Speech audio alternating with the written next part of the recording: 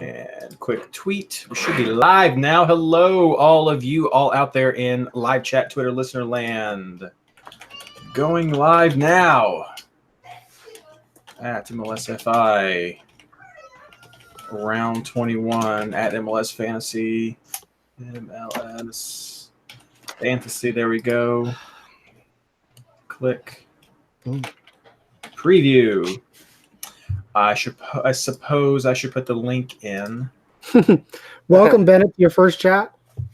Nats, Patrick, good to see y'all again. What up? What up? First time, Bennett. Welcome, welcome. Double checking the. I'm not turning all the way to the side. That would be more practical. It's all good. This is the way it starts. Let's see. I think this is. Come on. 11 watching now. I think I got the right link. I'm going to share it on Twitter. There we go. Hearing Mike there. Sweet. And tweet. Should I put us on Reddit? Yeah, throw it up on Reddit before we get this started. Oh, am I shrunk? It's all shrunken. Welcome, Ted. What? Your phone is calling me. Do not answer. Let's call a door, Mike. Come on. There is no door in this room. There is no door. It is an open space. There used to be a door and we took it down because it was one of those folding doors. You know, like accordion door in. So Yeah. So now there is no door.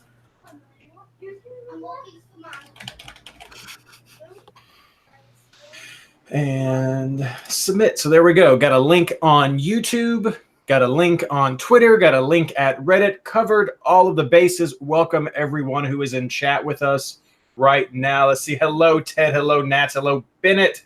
Hello, Patrick Smith. Yes, I agree from what you said earlier. The new Twitter desktop layout is garbage. I don't like it. I don't like it at all. We're doing well, Jojo. How are you doing?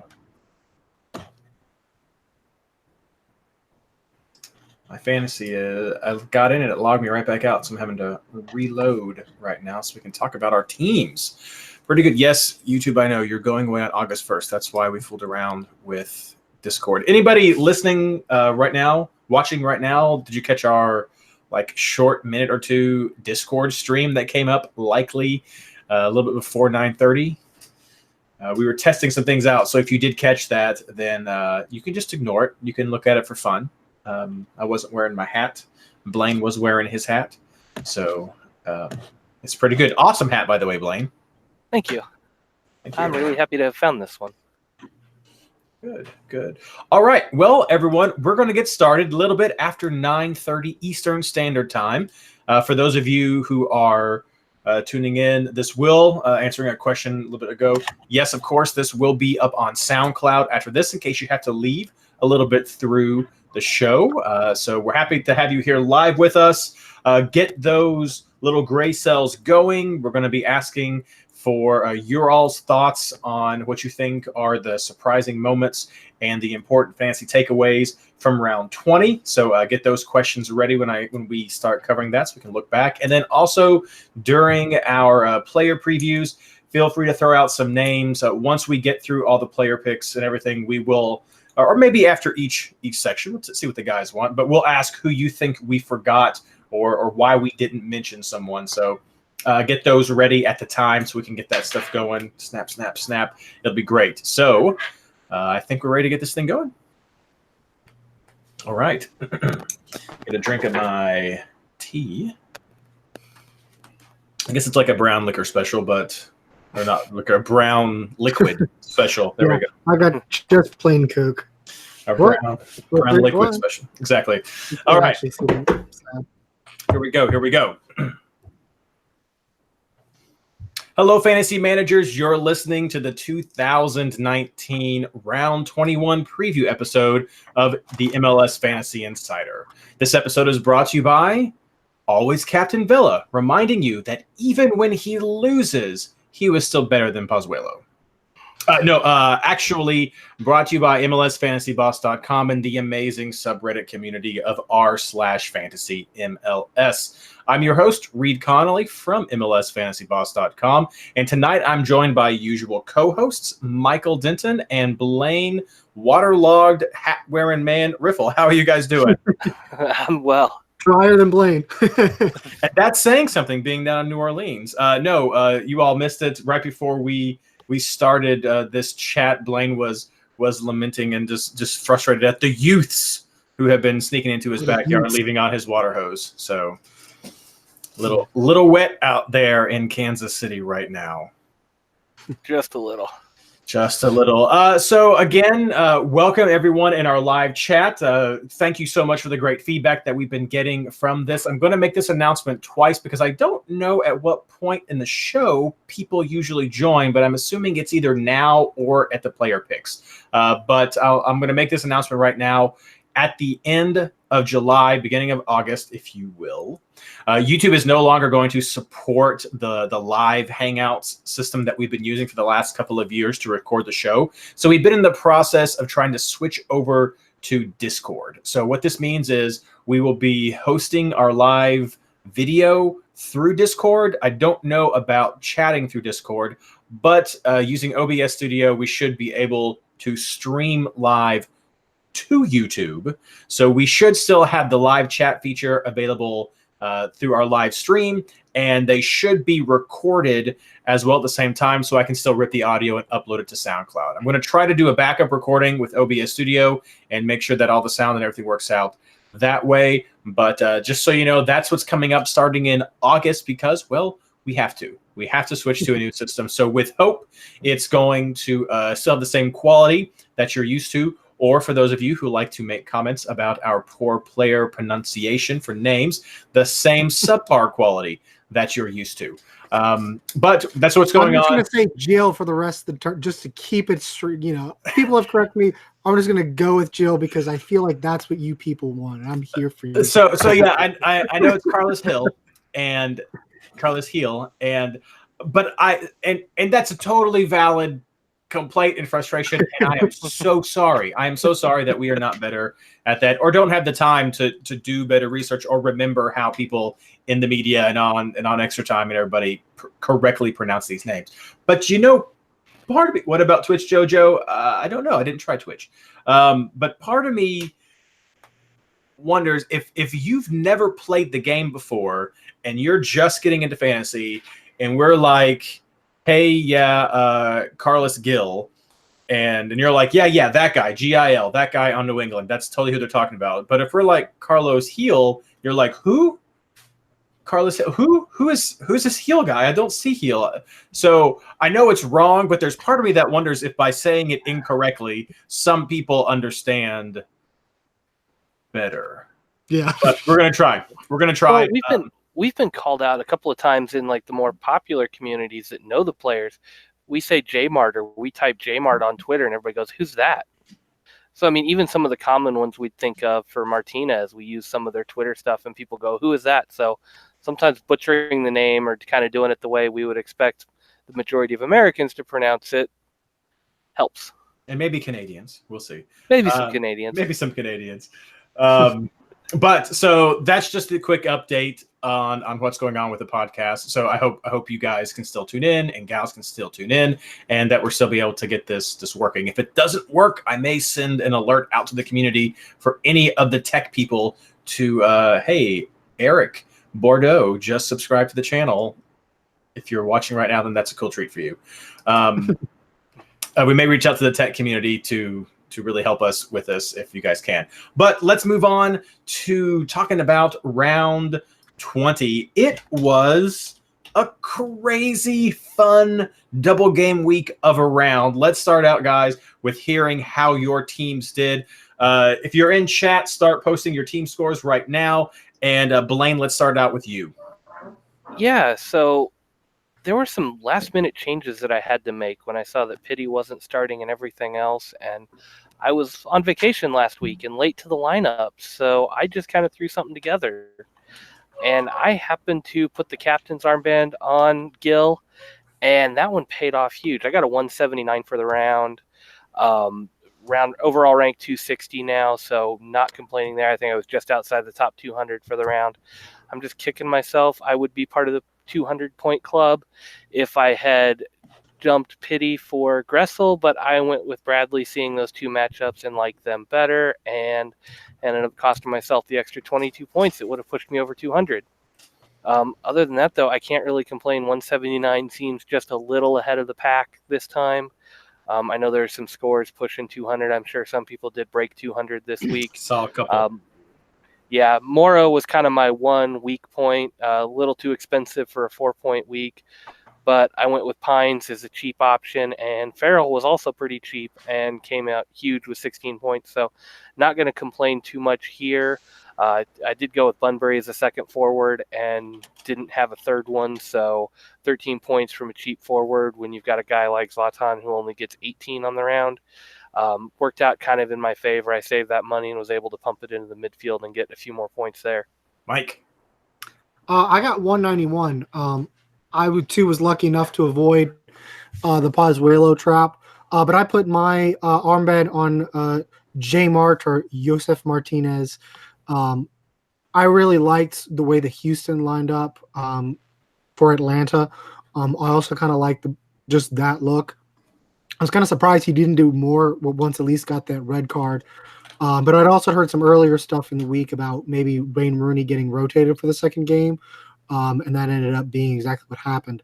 And if Joseph Martinez hadn't missed a PK, he would have been the top scorer for the round. So pretty happy with that.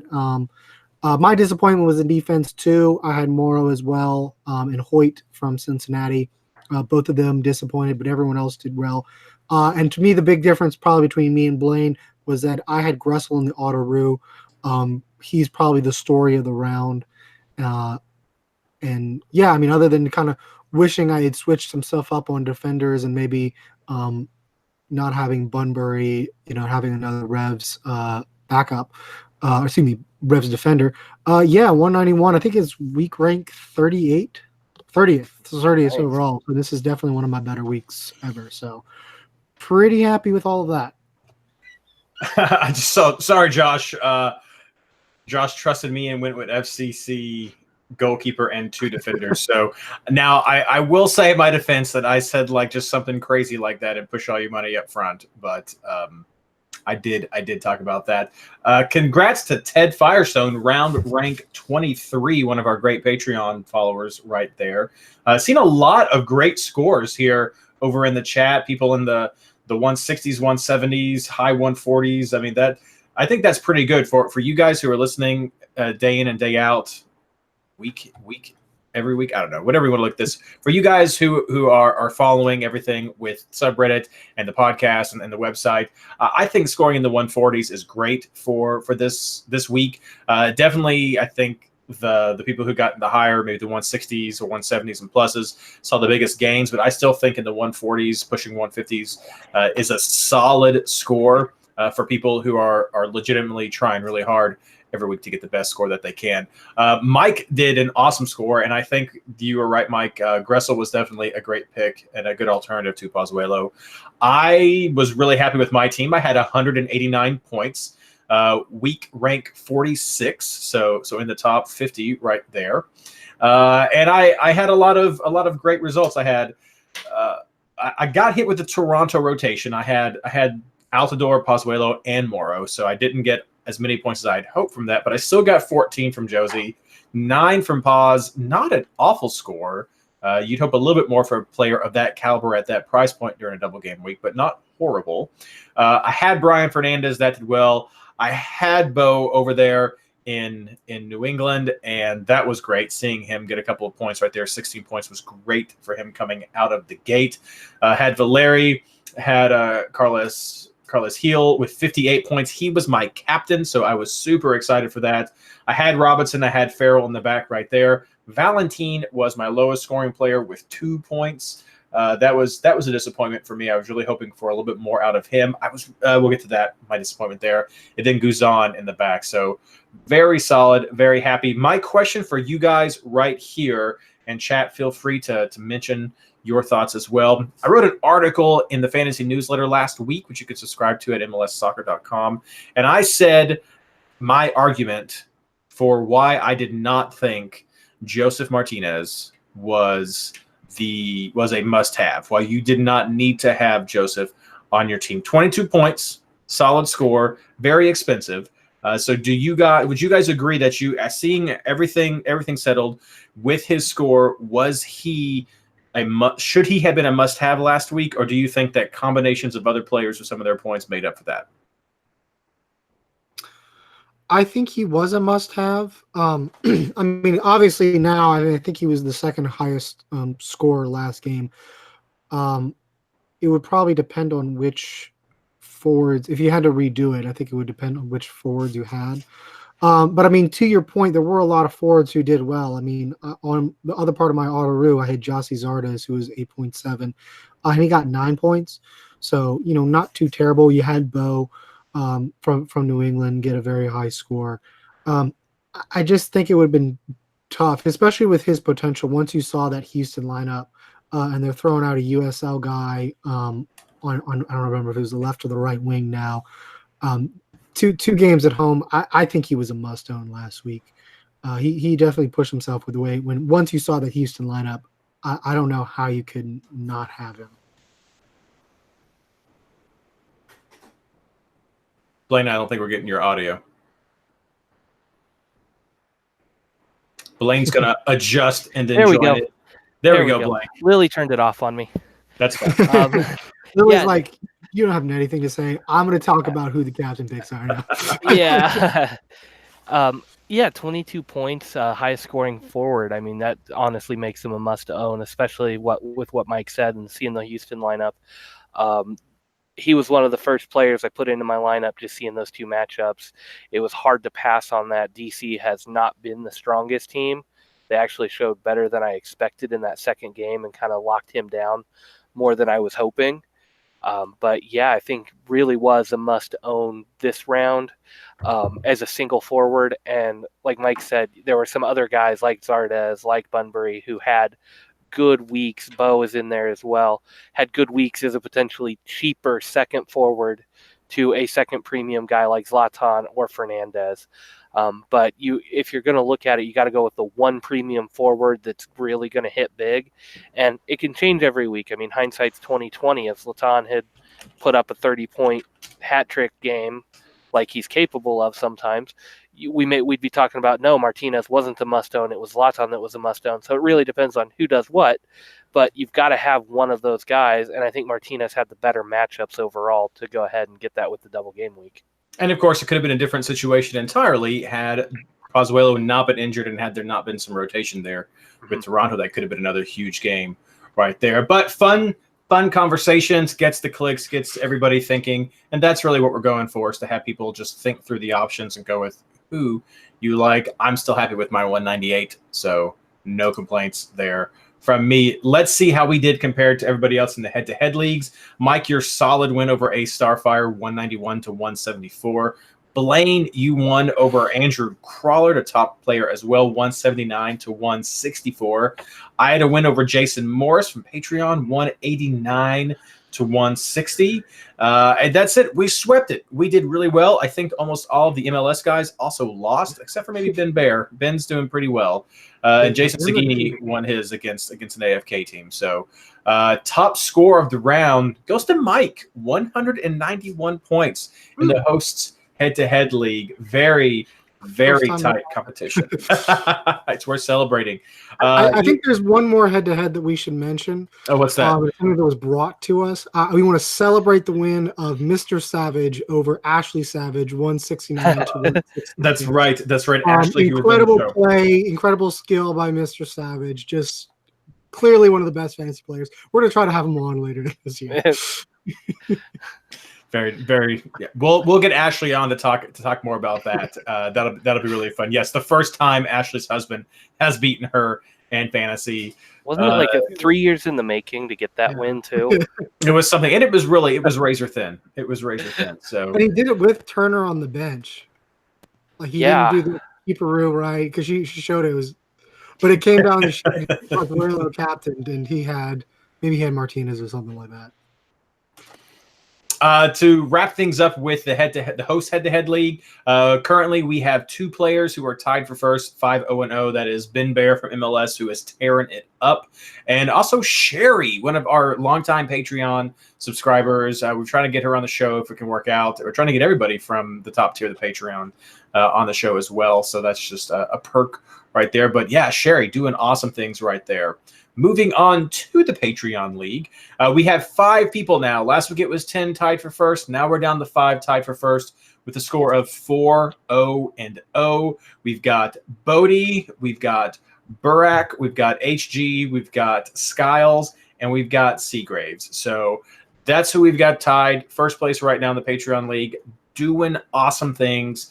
So good luck there. Remember, the top 3 places in the Patreon League and all of the members of the MLS Fantasy Boss network of leagues, so fantasyboss.com/fantasymls and Patreon, top 3 players all get prizes as long as you've signed up and given me your email contact information, because I'm not going to hunt you people down because that's way too hard, and I like to get the stuff out as soon as I can as far as the gift cards go. Related to that is I am getting my proof for our 2019 sticker, and as soon as I get that and get those in stock, then I will be sending out the Patreon tier gifts, including the new items that I have for our mid-tier subscribers, the koozie with bottle opener on it and the MLS Fantasy Insider drawstring bag. So pretty cool. I'm still getting some time to work up a video to preview those on the Patreon channel, so that's what you guys can expect this season. Might put some of those up for sale if I can get that worked out. So cool things to look forward to. Let's move on now to our round 20 fantasy takeaways. This is what I'm really looking for. Okay, chat, I see some things going. Talking about cheap options, talking about Bo. Got the RSL shirt. Mark DuPont, good. Excellent right there. But I want you people to start thinking, what are your fantasy most surprising moments from round 20 and your most surprising fantasy or your most important fantasy takeaways? Because I'm going to go to you once I finish with Mike and Blayne. So think about those, put them in chat. Blayne, Mike, start with you, Mike. What is most surprising fantasy moments for round 20? I think the most surprising moment for fantasy particularly was Toronto's rotation in game 2. No Altidore, no Bradley. I didn't see a whole lot of people got trapped by Bradley.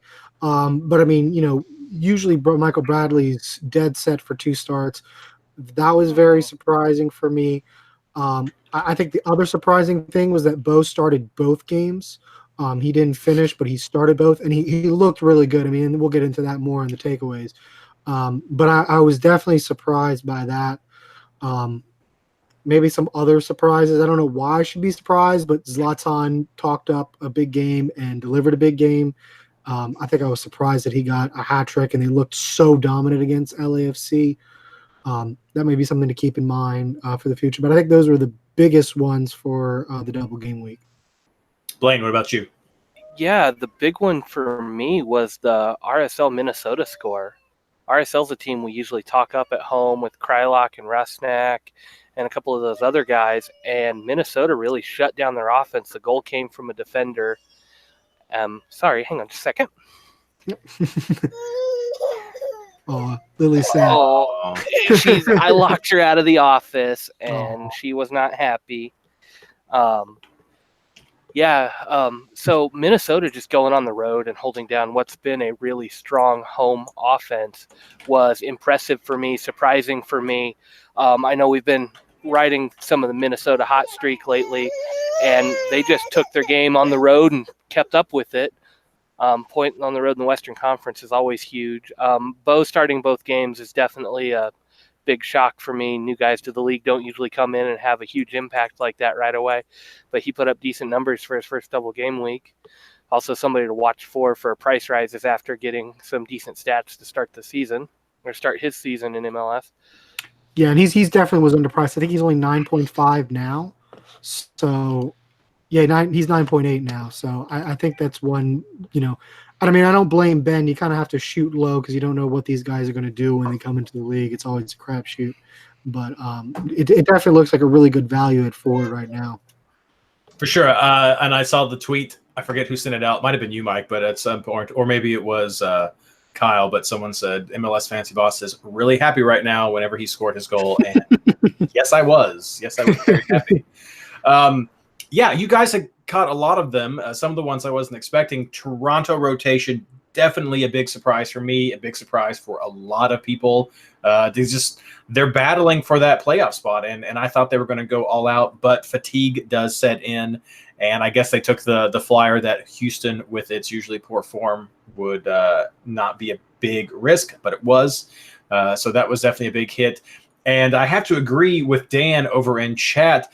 Dang, Zlatan, big fantasy surprise. Maybe it's also a big moment. The last week we were talking about how do we see him going for the rest of the year? Is he just in a slump? And then he goes and gets a hat trick in the biggest game maybe of the season, one of the biggest derby of the season, debatably, I guess. And I don't know, it's just Zlatan doing Zlatan things. And I was surprised that he got the hat trick. I thought LAFC could do more to shut him down, like we talked about. When he has that frustration with his service, it usually translates to lower fantasy points. And I thought that LAFC could do that with their strong defense. Did not happen. Big surprise. My final big surprise for me is the Orlando draw at Portland. Traveling across country, not bringing the A team, and Portland not being able to get it done. That was a game that I really wanted to go heavy in our other show league fantasy game that we play on the side. That was not eligible, and I'm so happy it was not, because I would have gone hard on that game. And I had Fernandez and Valeri, because I was hoping for more from them, even in fantasy, and it did not happen. So that was a huge surprise to me. So yeah, we weren't expecting most of Portland's points to come against Seattle this week. For sure. So I think that's definitely one of the big ones for me. Looking over at chat real quick, Ted saying Portland seeming better on the road than at home. That's a weird thing that a couple of teams. You could say the same thing for Orlando as well. Yeah. Nico Gaitan is looking less attractive, probably going to continue to drop in his price. That's what Mark Dupont was mentioning. Patrick Smith, Gressel on the right wing as dangerous. That was actually going to be my takeaway, Patrick. You stole my thunder, but if you could transition in. Yeah, but I mean, Breck Shea got hurt with the ACL tear, and so there were some questions. And Gressel started both games, so that's going to be a big takeaway for me, fantasy-wise.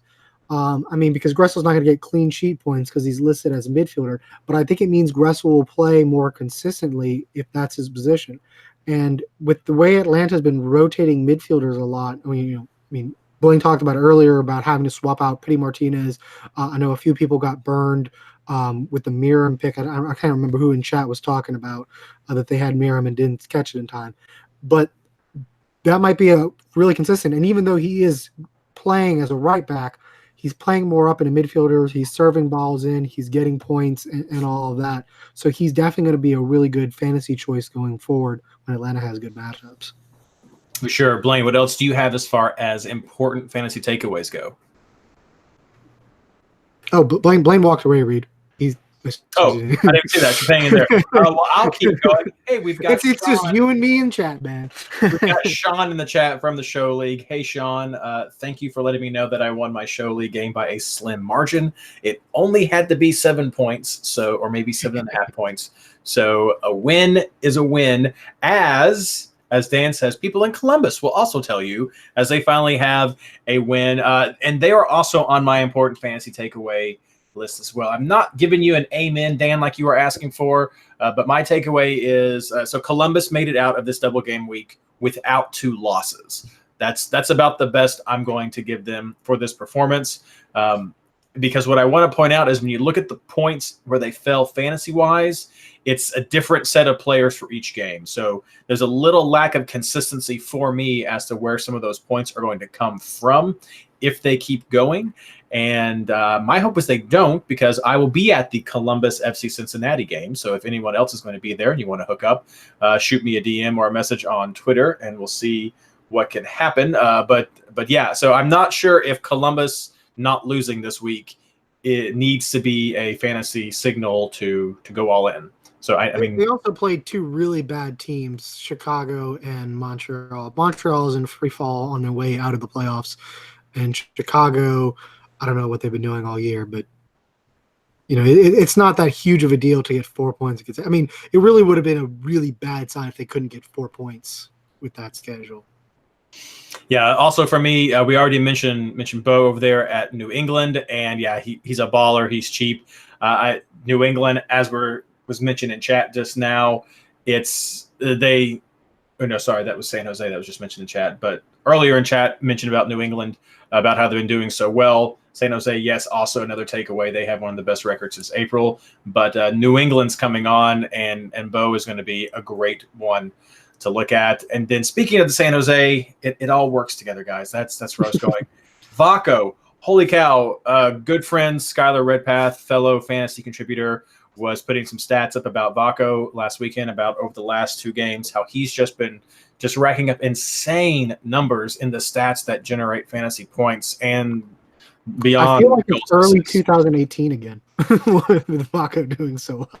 The thing that I will say, again, I think I mentioned this last year, the key to all of Vaco's success is not being in my team, because that's pretty much what you can track all of that down to is, hey, did Vaco do well this week? Was he in Reid's team? Yes. Then that's a no. So that's what happens with Vaco. But no, San Jose. What's with you and players that start with V? Because that happened with Via, now Vaco. I don't know. I don't know. But no, San Jose, definitely a team to look for. A lot of value at a lot of positions. So if you aren't already on that train as a fantasy takeaway, definitely one to go with. Anything more for you, Mike, before I go to chat? I'm just going to throw out a question to you. We've talked in chat's talking about New England a lot and how well they're doing.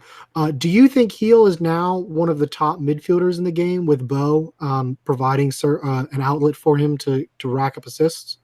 Yeah, I think he definitely is. I think it's not just having Bo added on to the team that helps give him that status. He was already quality. I mean, he was one of the few guys we were saying, well, if you're going to go with a New England player, then maybe look at Heel. But Bo, and that's what I mean. But just the general improvement of the team overall. Bunbury doing well, Fagundes doing well, Arena coming in there, getting things in shape, the attitude's better. And so I think all of that combined. There was a good note in Bobby Warshaw's recaps this week where he pointed out that New England has not been running with a consistent formation during all this time. So I don't know if that's going to factor in. I don't know if it matters because they're getting the results that they want. So yeah, I don't know if he cracks. So I'm not going to say that. I'm not going to hedge my bets. I don't think he is worth considering as a premium echelon, like cream of the club. He's not a Pozuelo. He's not a Valeri type player, but he is a solid midfield pick that I would say is worthy of his price tag right now. Okay. I think I actually might put him on that bubble. But I mean, I don't know if there's any midfielder this week that you pick, or any midfielder this year that you pick regardless. But he's definitely one. If he's got a home game and a good matchup, I'm putting him in. Kind of the same with Pozuelo and Valeri. So to me, he is in that upper echelon. To me, because his price point is a little behind the others still right now. I think that kind of gives him an edge as far as like practical fantasy picking, regardless of whether you put it like tiers as far as when you actually have to put together your team, especially for the first few weeks where you were still kind of a little budget crunched. I think he's definitely one to look at first whenever you have a home game, because he allows you to have a kind of premium type midfielder without having to spend quite as much as some of those others do. Yeah, great option. Ted just shared the stat. The Quakes have outshot their last 2 opponents 64-11. And I believe, if I'm remembering Skylar's stats correctly from Twitter, Vaco accounts for about a third of those shots. I think he had like 22 or something over those 2 games. So it's absolutely crazy. Absolutely crazy. Blayne is still away tending to domestic duties, so we will continue on with this. Anything else, chat, before we continue on to our housekeeping section that you'd like to throw out there as an important fantasy takeaway, or just something surprising that you want to hear us comment about?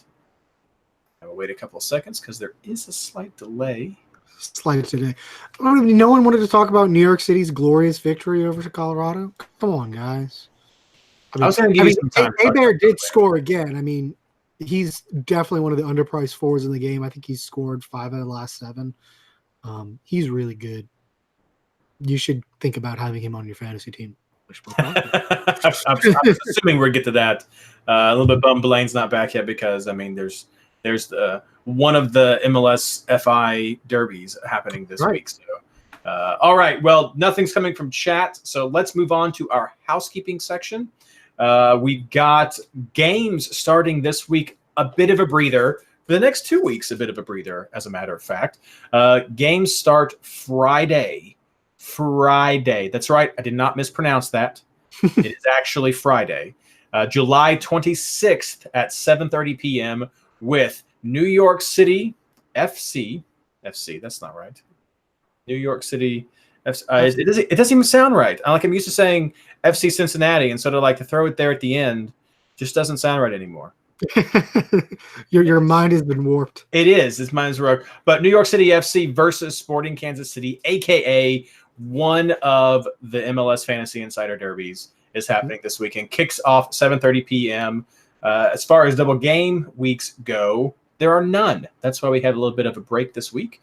And as far as bye teams go, there are also none. So you've got your points in there. Makes it a little bit sticky as far as switcheroos go, but you can still make it happen. You're going to be looking at those teams that play latest in the week. So, Mr. Savage out there, if you're listening to the show, the later games in the week are what you want to look at for your switcheroos. This week, that's San Jose, Colorado, Portland, and LA. If you're not already having too many of those players on your teams, they're playing in the 10 o'clock slot in the last series of games. So those are going to be the ideal players for your switcheroos. If you just need someone like a 4.0 player just to fill your bench spot. So that's where you're going to want to look.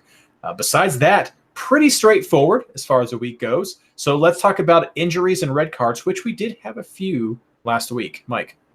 We did. But one thing before we get into the injuries and red cards, just because there's no MLS games this week does not mean MLS teams are in action, because the premier tournament of MLS competition ever starts this week, the League Cup. Fireworks. Hooray. Yes, these are the 4 teams that had the misfortune of being played in the stupidest tournament in international soccer. That is the Chicago Fire, the LA Galaxy, the Houston Dynamo, and Real Salt Lake. I think someone had mentioned to me that maybe Jonathan Dos Santos might play. I don't know. Anyway, check this lineups. I'm not expecting anything more than B teams to be thrown out of this, but just in case any team for some reason tries to put out an important lineup, maybe Chicago because they have nothing else to do. I don't know. But just be aware about it. I think also the Canadian Championship, Montreal and Vancouver are also. That's a for real serious tournament. That is a for real serious tournament, but they're still playing against Canadian Premier League sides. So I don't think there's going to be a whole lot of first team lineups. But I mean, especially for Vancouver, because they're not going to get anywhere near the Western Conference playoffs, they might be putting out a little bit more of a first choice lineup. So just pay attention to that. And because the main thing is that they may get injured in that game, so they're not going to be on my list. So this is what we got. We got plenty of stuff, injuries and stuff. The big talking point of this week, Mohamed El Munir for LAFC is going to have to undergo surgery this week to repair a fracture in his skull. He got that from a collision for Zlatan where he got elbowed in the face. Collision, that's a nice way of putting it. That is a nice way of putting it. I don't know what Disco, a lot of people are saying Disco will do. I don't know how much they will do. At that point, probably worth noting that LA Galaxy have a national televised game again this week. So I don't know if we get an additional suspension, but be aware about that. Paxton Pomykal was not in the 18 last week. He left with a hamstring tightness. Usually that means about 2 weeks, but pay attention to that because I'm not sure when he picked that up. Nani came off early against Red Bulls, but the team officials claimed it was just something in his calf and he'll be all right. I'm sort of skeptical, so be concerned about that for Orlando's game coming up. Diego Chara for the Portland Timbers is suspended for the next match for yellow card accumulation. Sonia got a red card for Montreal. Tim Howard left early. He had what looked like a hamstring injury, so that will probably keep him out for a few weeks. And then I did not write down who. Obviously, the big injury of the week was Pozuelo. He got an ankle injury. I would expect that he's going to miss a little bit of time with that. And the red card that I did not write down was Anderson from Colorado. So he'll be suspended for the next match. And I don't think there's anything else. Piatti got maybe re-injured in training. That was the only other note that I had. Oh my gosh, it's like insult to injury. Yeah. Good addition from Nats here in chat. He has also mentioned that even if Nani was available, that he has not played a game on turf this year. So he's got that going for him. So even so, that might just be an easy rest right there. So if you were looking at an Orlando player this week, and probably worth noting, throwing out too, the reason there's no games in the middle of the week next week is that next week is the All-Star game. And if you do miss the All-Star game, you get suspended an additional game. So if there are teams that are like looking to rest prime players, don't be surprised if they pick up an injury at the end of the game. They, oh gosh, darn it, they have to miss the All-Star game in the next game. So that can happen. It's like, I remember like a few years ago where David Villa like intentionally got a yellow card so he'd be suspended for the game after the All-Star game. Weird stuff might happen with that. Just be aware about that. That's clever. That's clever. Yeah. I like that. All right. Well, Blayne is still gone. As we mentioned at the top of the show, he's had some youths invading his backyard through his gate and left his garden hose on for several days, and so he's kind of waterlogged. So I think he was saying that some people might be coming by. I don't know if it's the police or just some neighbors coming by to talk about that. So not sure if he'll be back with us or not, but we'll definitely get his picks published for this round. So let's move on and talk about our round 21 player preview. Just as our picks. And as I mentioned, I'm saying this again, if you guys are just tuning into the show and jumping straight to this player pick section, I want to let you know that starting in August, YouTube is changing its streaming options, and they're no longer going to be offering the streaming service, the live events that we've been using for the last couple of years to stream. So we're in the process of testing out Discord to see if that will be an option for us to be able to record or at least host all three of us or four of us or more chatting in the video on Discord, and then have that streamed using OBS Studio straight to YouTube so we can still at least maintain some kind of chat. We've had some other suggestions about maybe trying about maybe trying Twitch. That would be fun. We'll do it live. Maybe trying Twitch and still getting some embedded chat there. May look into that. Most important thing I need to try to maintain is being able to get that audio so I can upload everything to SoundCloud for you, our great listeners on SoundCloud. So please just note that there will be some changes starting in August. So heads up, look for those. We're going to try to maintain the live chats and everything posted as usual. But if there is a hiccup, that's what's going on. So that being said, let's get on to our questions. And Mike, this is a regular week, so let's just use our two regular questions now. Do you have any players off the top right now that you are just straight up avoid? I think the only ones that I would avoid, that you would kind of deviate from form, is Atlanta. I know they've had a really good run of form defensively, but that is still a cross-country trip on a short week to LAFC. I think LAFC is going to be pretty upset with the way the derby went, and I think Bob Bradley will have them ready to play. So I think that's probably the only players that, generally they're good, but I would avoid.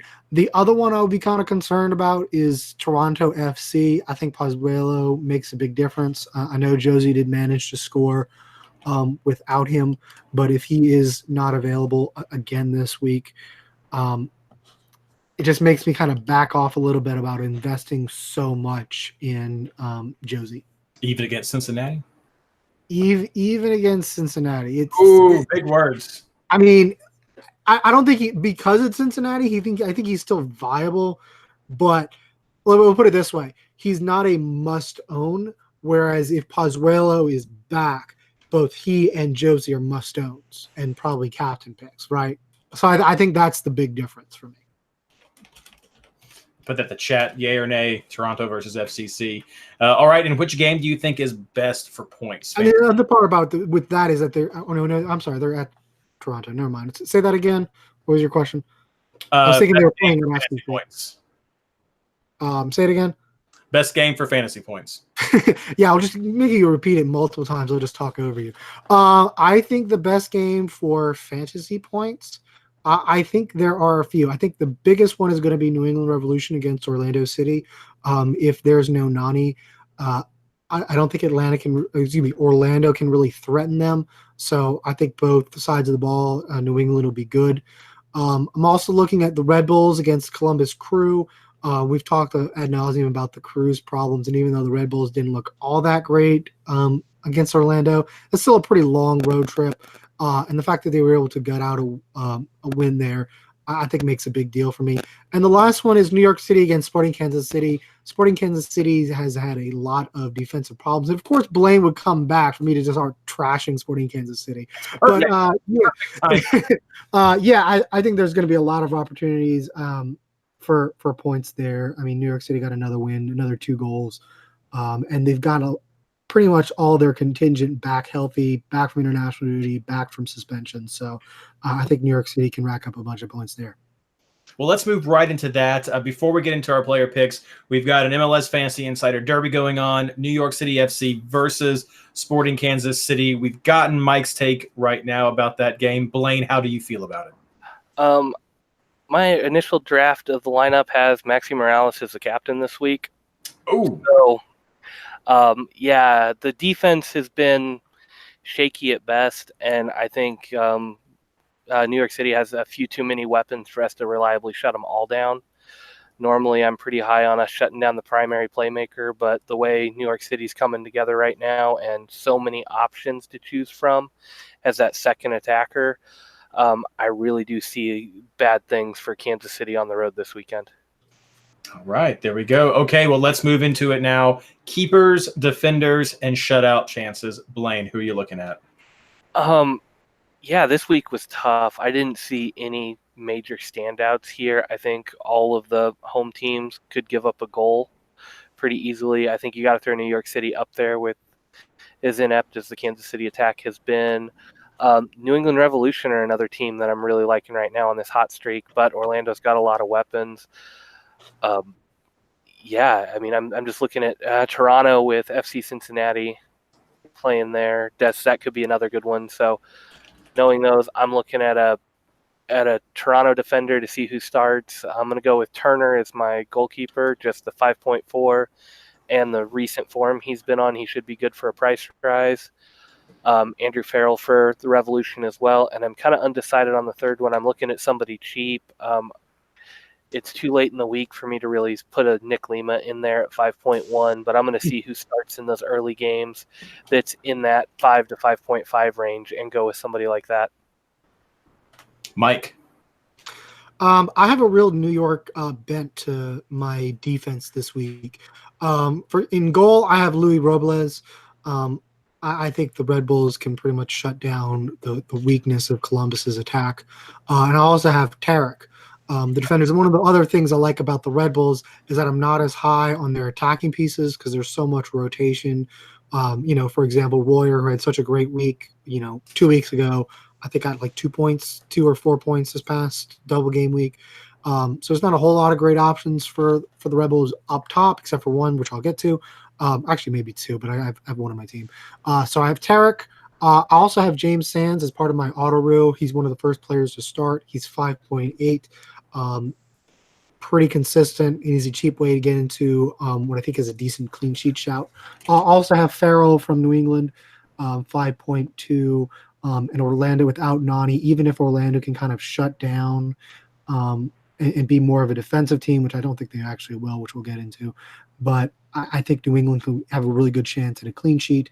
And then I have Gasper from Minnesota, 4.8, been a consistent starter. And we all know Vancouver has trouble scoring. So that's my defense for the week. Yeah, you guys have covered some good ones.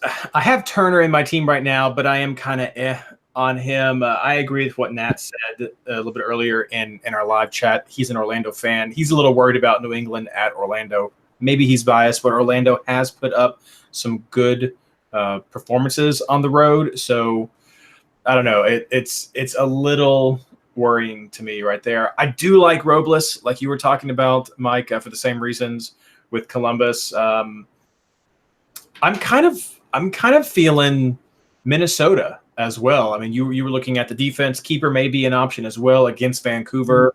Not Manone, is it Manone or Manone? It's played really well. I'm going to say Manone, and then I'm going to wait for tweets to come in, but I'm pretty sure it's Manone. So I think those are some top ones. We've got Ryan Anderson, who's one of our top players in the chat right now, and he also has FC Dallas and Chicago as top clean sheet options. I could see Dallas against Real Salt Lake. They've been doing better. I think Reggie Cannon is one of my top picks this week. He's really cheap for Dallas, and so I think that's what I'm keeping an eye on. But the Chicago one is what kind of surprises me. I don't know. I mean, they're going against DC. Don't know what's going to happen there. But that one does kind of surprise me a little bit. But that's where I'm looking at with keeper. Defense, like I said, you guys had some great options. I'm taking a look at Cannon. Like I said, I was trying to go pretty budget in the back. I'm also looking at a Minnesota defender. Just I want to see the lineup kind of go with the cheapest player right there. I want someone from New York. I saw in chat earlier that New York Red Bulls. I saw in chat earlier that someone was going to go with all three as New York Red Bulls as their back line. Really banking on that Columbus. That thought occurred to me as well. But that's a little bit expensive. Once you get out players like Tarek or someone, it's a little bit expensive to do that depending on your budget. And I am sitting around the 111 mark. I've seen people 113 since 114. So I think I'm doing pretty good with value. But I'm looking at some more budget players in the back. Maybe even go with a Toronto and see who starts. Simon started these last two games. So 5.5 right there. See who starts there. You could find some value there against FC Cincinnati if they're not going to be going out there. Let's see here. Yeah, Ryan's telling us DC has the 6th worst expected goals in the league. So looking at that versus Chicago, got some value there. Corrales is pretty cheap, so lots of cheap options right there. You pick your defense against those types of teams. I like it. That's solid right there. Screenshot, post. We should make that a slogan someplace. But just stressing something in chat. I don't think Bono is a starter. I wish Bono was a starter at $5 million for Toronto, but I think Westberg has been the consistent starter, and he's 6.5. Trust me, I looked at that.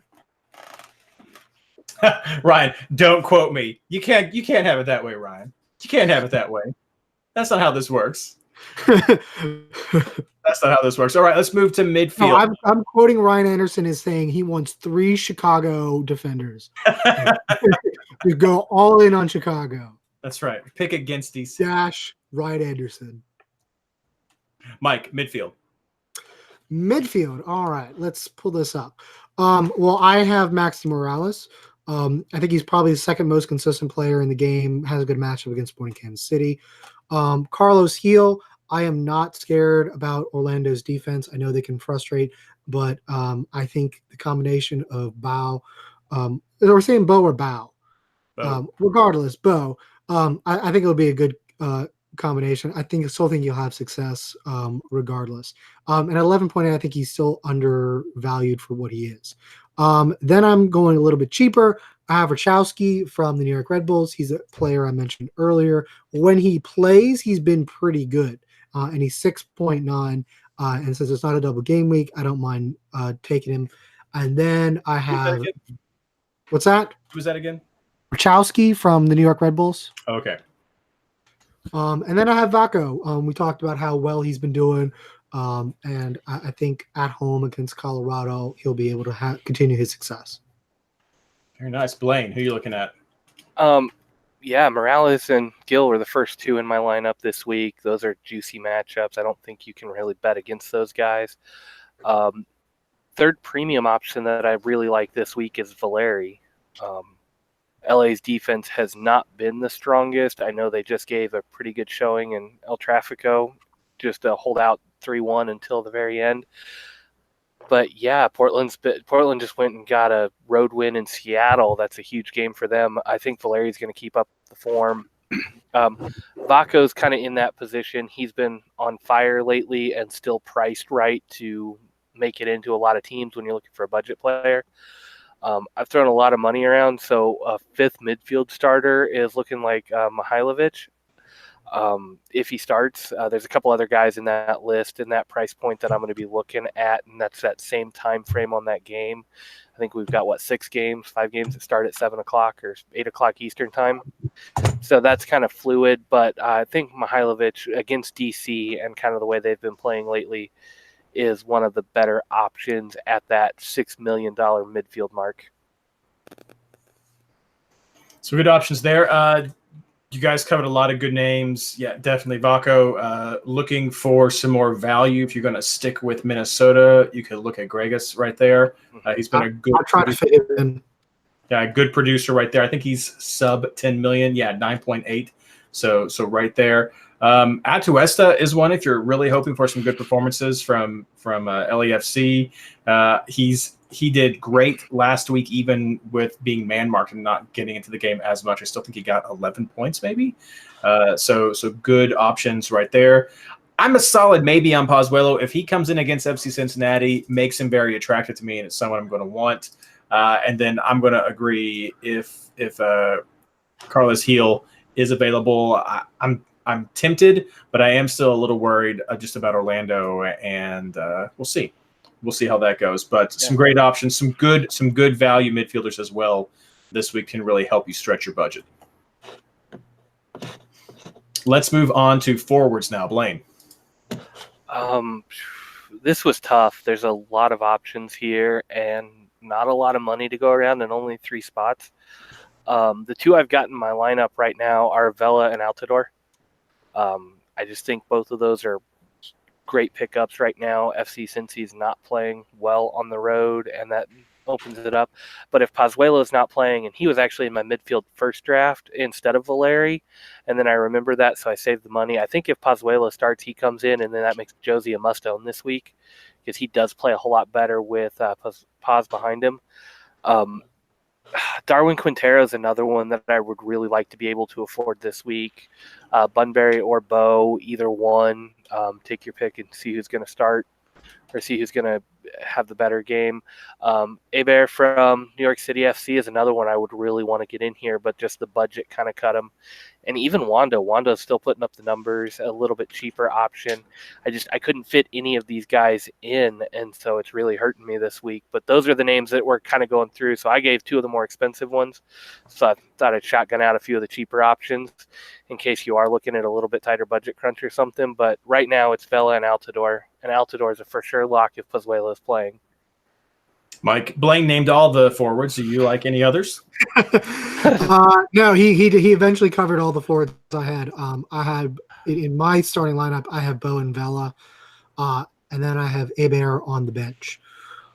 And the main reason I have Hebert on the bench, to be honest, is because he's the first game of the week. So if he does well and scores a goal, I can maybe start swapping some stuff around if he and Sands do well. So. I think you guys covered everything. Right now I have Josie and Vela on my team with Wando in a switcheroo. I think Wando's a really great option this week based on some price rise potential and just general scoring form right now up against hosting Colorado and San Jose's general form right now. Again, Josie, like Pozuelo, has a big question mark around that. I really wish that game was I was going to say I really wish that game was a little earlier, but like 400 games this week are starting off at 8 o'clock. So you'll get some opportunities to make some quick chances if you see the Toronto lineup. So question marks there. I don't know. I like Hebert as an option. I guess you could always look at someone like White as well if you're looking for some more value players and you think you might have some opportunities there. But I think we've covered a lot of the big options that people are going to be thinking about right now. And Vela, I believe, is number 1 on everybody's list. Chat, start sending some questions in about people who we have not covered yet, because we're getting ready to do our captains, and we'll go back and do some more. I've already seen people asking about Kaku, so we'll be sure to talk about him and some more follow-up about Gregus. So, guys, before we get back to that, captains, who are you going with, Blayne? Like I said, I've currently got it on Morales. Just Kansas City's defense is not set up to play against him right now. If it's not him, I'd probably take a flyer on Vela. I know Atlanta's defense has been playing better, but Vela's just been that good. Mike? Always Captain Vela. I agree. ACV, that's what's going to happen this week. Has that fire from what happened against LA Galaxy. So ACV. Let's hit up some of the questions from chat right now. Kaku, didn't mention him in midfield. What do you guys think about that? Expensive, too inconsistent, looking for spending that money on other players. Is he lower on your priority list? For me, I'll let you go. For me, the person he would have to replace in my lineup would be Vaco, and I just rate him behind him at that price point. That's fair. That's fair. Let's Mike, anything to add? No, other than like he's not a must start, or he's not a full 90 minutes player. He's consistently subbed out. I mean, I don't mind him as a flyer pick, but I mean, as much as I like the matchup against Columbus, it's not that amazing of a matchup that I feel like I need to have him in over others. I mean, I can't fault you for Blayne, but that's why I went with Rachowski, because I feel like he's been more consistent when he gets on the field. Yeah, he's had some inconsistency problems this season.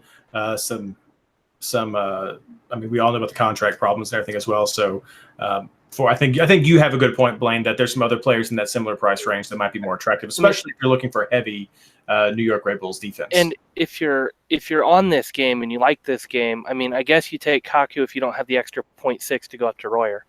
Royer's got the better average. I think I've seen better performances from him lately, and he's just kind of the more guaranteed 90 minutes. All right, let's move on now. Let's move on to forwards now. Didn't mention Fernandez. What do you guys think about him? Portland. For me, it was a price issue. And LA's Galaxy's defense has been kind of schizophrenic. So that's the only reason I stayed away from Fernandez this week. I don't think he's a bad pick. I did think about him. I just that's if Vela. I'll put it this way: if I cut Vela, then I might be bringing in Fernandez and Josie over what I have now. So it'd be for me, it's a choice between Vela and Bo and Josie and Fernandez. Yeah, I think Fernandez is kind of there with me too. Like Josie Fernandez, he's definitely not out there. I don't think I'm going to have the budget for what I want to run this week for three big forwards. So that's kind of where I lose Fernandez out in that conversation. And someone mentioned Toy in the chat. I do like him as like a bench auto option. I don't remember what he's priced now, but he's definitely someone to consider, kind of with Brian White. He's only 6.5. So I think he's definitely one of those good options to kind of put there and see what happens, because he's been pretty consistent for them recently. Yeah, Brian White. Oh, Brian White's another good cheap name to throw out there. He's 7.2. The other one, you say Toy. If you don't have the money to throw Toy on your bench and he's been playing well, grab Theo Bair for Vancouver. He's only at $4 million right now. If he goes off, and he's been getting a few starts. I know he got the one start with Montero out, and he came in off the bench. At $4 million, he's been playing some. If you're not going to use that spot for anybody else and you're not running the auto route through it, $4 million potential starter isn't a bad way to go. A couple of defenders have popped up there. Tommy Thompson, I think that's a great option to look at as far as San Jose looks. Also, Murillo, and then we have Larrea from Toronto. So what do you guys think about some of those more value options? I'll have to see if Larrea starts for Toronto. Larrea's been starting a lot. So my issue with Larrea, if you're just looking for someone, yeah, Sean, I agree. White, I think White's a good option. I like that for a value forward. with Larea, if you're just looking for cheap and coverage with Toronto, I think he's a great option. Check their lineup and go with whoever you want. He's been starting. I feel like he probably will start. He rested during that Houston game, just like lots of the other starters. So I think that's a good idea. I don't know the ins and outs of what's happening with Toronto, of who he replaced. I don't remember that far back. But he also sent, or he came off the bench of the Montreal game. Yeah. So it's, if he starts, then yeah. But that's your luxury, is you have some time to see it. With all those teams starting at 8 o'clock, you'll be, if you want to reserve a spot for Toronto or a budget player like that, you can do that and you can see and you can rotate in who you want. Just leave a little bit of extra money in case you have to go with somebody a bit more expensive. Fabian, will Fabian play the whole game, from Ryan? I like that question. I don't know about Fabian. The best comment I've heard about Fabian game-wise, and I think translates to fantasy as well, is that, okay, that guy gets banned. Let's see here. Put user in timeout. Boom. There we go. Sorry, inappropriateness not tolerated. No, but going back to Fabian, he is not a player that I think the team can depend upon day in and day out for consistent production to carry the team. I think we've seen more of that from like Murillo for Philadelphia. But Fabian is still a guy who can make big things happen in big moments. And so I'm thinking that, so it seems like for him, he's a playoff guy that they're going to be relying upon to get them through some of those tight moments. I think that translates to fantasy, is that not the best player to really bet a whole lot on, but if you have some money, need a flyer, maybe it's a good matchup, then maybe he's worth the risk, but he's still a risky player. So I would not necessarily bet him for a whole game. So we haven't mentioned, but if Zlatan is out for the Galaxy, and you do have the funds, I think Portland's defense will probably be a pretty good shout, because we know how much LA struggles without Zlatan. So probably something to keep in mind. I don't think we've talked about him yet. All right. Well, we're going to wrap up the recorded show right now, but we're going to keep chatting in chat. So everyone listening, I hope you've enjoyed the show. I hope you enjoyed this sort of modified format that we have, getting everything in chat. If you're listening to us on SoundCloud right now, feel free to join us. We record usually around 9:30-ish on Mondays every week so that we can prep for the double game week Eastern Standard Time. So any plugs that you guys have right now, Blayne? Nothing for me. Mike? Hashtag MLS injury news whenever, especially yellow card accumulations, because Disco's website is not up to date. So when you see that, flag it for me. And of course, you can check out everything I have over at MLSFantasyBoss.com. You can also check out the subreddit r/fantasymls, and don't forget the Discord chat that we have for MLSFantasyBoss.com. Goler and some other guys really worked hard to get that going. It was plugged over on r/fantasymls. It's a great place. I know that several people in live chat have been coming over to watch this video as well. It's a good place to get sort of live feedback as you're tinkering, if you don't have time or can't wait for some of the other options. And also, don't forget, if you've not signed up for my fantasy newsletter, you can do that right now, MLSsoccer.com, and then just search newsletters, and you can find it right there. So yeah, Twitter, radio, chats, all kinds of good stuff. We're putting the fantasy knowledge out there and hope that you are able to make the most of it and that you continue to do awesome. Good luck. Okay, that's the end of the official recording. Back to you, chat. What's going on? What's on your soccer related, not soccer related? Are you guys bailing? Oh no, I was going to answer Patrick. I saw Patrick had added me. I do not think Matarrita is a good pick. The main reason is that he tends to get subbed out early. He's one of Dome's go-to. I need to put on someone. Who can I take out? I'm going to take out Matarrita. It's not always, but he just hasn't been as consistent for me. Plus, I feel like his skill set isn't as pronounced at Yankee Stadium as opposed to when he's on the road. So that's why I have Sands as opposed to Matarrita. I think Sands will get the center back bonus points for cleaning up. whatever messes Nemeth and them make. So that's why I went with them. Moderita hasn't been good enough as far as getting offensive bonus points for me to recommend him fantasy wise. Yeah, Mike, we forgot to mention, or I didn't hear it because I was off dealing with other stuff. Gutierrez is out on yellow card accumulation this week. Oh, for Sporting. really? I did. Yeah. See, I missed that. Yeah, so that completely You need changes to the use dynamic of that game. #MLS injury news, Blayne. I was Dang it. out of town all weekend. No excuse. You have a phone. Yeah. Question about Valeri. Did you guys cover Valeri during the? I put Valeri in my 5 midfielders this week, so I think that kind of covers him. But if Paz is playing, I would probably drop Valeri for Paz this week. I think he's my number 4 premium player. Yeah, I've definitely like something solid about Paz because that's going to change a lot about my team. And thankfully, Valeri's in that second spot, and Paz is a little cheaper, so you will see the Toronto line up at 8. And if you see Paz starting, you dump Valeri, who's got the 10:30 game, and just bring it to Paz, and you got a little bit of extra money to shuffle around for those 8 o'clock kickoffs. I think it's about $500,000.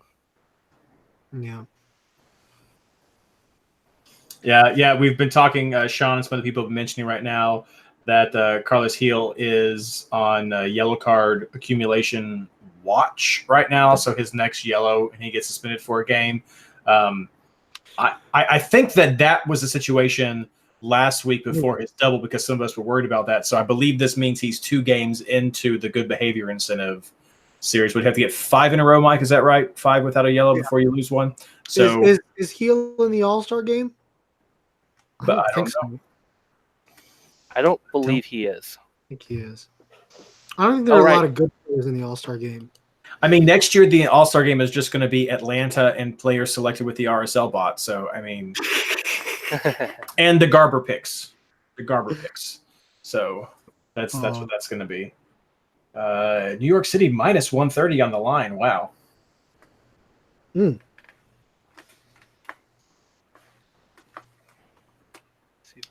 7.6. Got some good conversation about Toy and Finlay based on some of Ryan's projections, which Ryan won the Patreon, or did you win the Patreon league or the host league? You won, Ryan, right? He won the host. The host league that Ryan won last. Yeah. Toy's one of those guys that I'm always keeping on the radar if I can afford him and throwing him on the bench, depending on when he plays, just to see if I can get a price rise out of him. Finley's a guy you kind of have to invest just enough more into him. You really want to make sure he's starting. If Finley starts, I think he's got a good matchup this week. I would be interested in him. He's actually one of those guys. I've got enough extra cash to upgrade Mihailovic up to Finley if I need to. And so that's one of those games that I'm really watching, one of those kickoff lines I'm watching, because if I don't use that money anywhere else on the defense before that, Mihailovic will become Finley if Finley starts that game.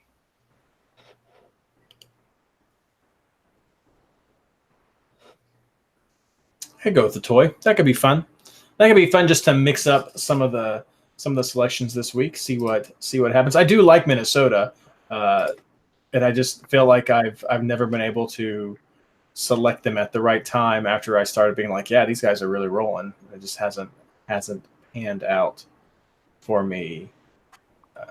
Cheapest NYCfSKC defender, Mike. I think it's Sands, isn't it? Let me double check. Probably.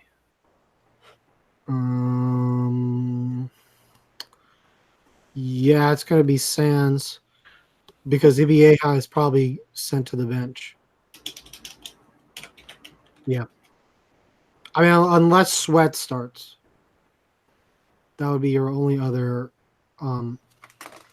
cheap player, but I can't guarantee that Sweat starts. I mean, if Sweat does start because they're rotating Moderita, but I'm feel pretty sure that Moderita is the first choice. Mm-hmm. And then Tome angrily subs him out when he doesn't get an accurate cross in for 10 minutes. Tinner boom. I do like Tinnerholm. It's just expensive. He's just 7.1. For me, anytime I'm looking at New York City defenders, he's the first guy on my list that I want to try to work in. Mhm. And then I look at his price and go, maybe not. We'll see what the rest of the team looks like. And if I have the money to upgrade to him, yeah, great. Let's pull him in. I think he's probably got the most offensive potential for a single game. Yeah. But at 7.1, and I'm looking at Mihailovic at 6.9 or Finley at 7 point whatever, 7.4, 7.6. Like, I mean, he's just enough smaller or cheaper than some of the midfielders, are more expensive than some of the midfielders I'm looking at. And one Kansas City goal, and that whole thing could just evaporate. So it's really hard to go for a 7-0 defender at this point. But see, Ryan Anderson brings up about whether or not he goes up higher with Gutierrez, but to me that makes Maxi Morales a stronger case. Yeah. Because Felipe would be on Maxi. And honestly, one of the reasons I went Vela over Morales was that I remember Blayne talking about sort of Kansas City shutting down the primary offensive option. Yeah. So let's see. Busio and Salalem started this last game because Ilie was suspended. Ilie will be back, but Gutierrez is out. Best case scenario is we can start Roger on his first start since coming back from like a 3-month injury. So you've also got the potential of Espinoza being back in the lineup and coming off of an injury. Benny has seemed to be benched for Zalalem. I think that's more Vermes trying to get use some minutes and ready to go down the stretch rather than Benny's poor performances. But that's just, there's a lot going on right now with that. So that whole midfield could be in disarray. You could see Ilie, Roger, and Busio, or you could see Zalalem, Busio, and Ilie, or Benny thrown in there somewhere. I mean, that's just, it kind of is a recipe for disaster against this midfield from New York City, and I think Maxi's going to benefit from it. So just I didn't get a chance to talk about this earlier, so that's the full rundown on Kansas City and kind of where they're at. And yeah, I just don't trust that midfield this week. Unrelated, Blayne, over your right shoulder top shelf, is that the first Villainous expansion game? Yes, I picked it up. I pre-ordered the second one. I'm just waiting for it to come. I'll probably go pick it up at Target when it hits shelves if my Target doesn't sell out before I get there. I gotta drive far too far to get to a Target, so we went ahead and pre-ordered it. Ooh, best midfielder 6.5 and under. Ooh, that's a tough range. Let's go sort. Exactly. Let's go. I wish you could do like the 0.5s and everything. It's just like 6. Okay, well, let's go with the 7. We didn't talk about him. What about Heineman from Atlanta? If he starts, he's definitely worth a pickup. He started twice, didn't he? I think he started twice. Probably not this week. He looks good. Yeah, probably not this week against LAFC on the road. But yeah, when he's starting, he's definitely worth looking at. Let's see, other players who did well last week. Fagundes. Fagundes has looked good. Him is just, do you pick that many? Can you get dump enough Rev players otherwise? That's my.